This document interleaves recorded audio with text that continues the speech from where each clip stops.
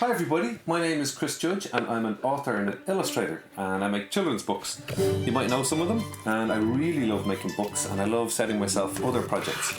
So recently I've been working on a really fun project where I like to go out and take photos of clouds, and then I like to see if I could find something strange and unusual in them and then draw directly onto them. So I'd love to do it with you guys every day this week. You can download the images from rte.ie/learn.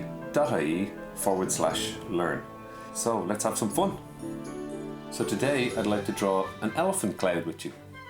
So this one came about when I was out walking with my two daughters, Joey and Juno, and my older daughter Joey shouted, "Dada, look, an elephant in the sky!" And luckily I was able to just get a quick shot of it, and it was clearly an elephant, big long trunk coming out.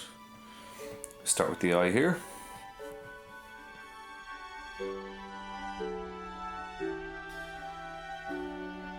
Okay, and next, an elephant has a kind of a tusk that comes out, two curves together like that.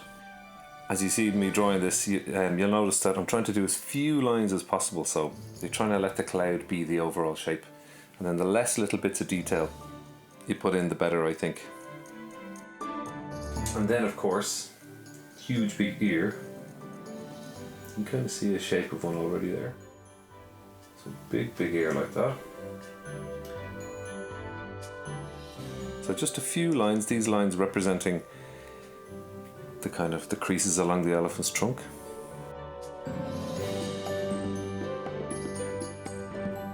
And then you can actually see the shape of the proboscis there, which is the part of the trunk where you can pick up apples and drink water and that kind of thing.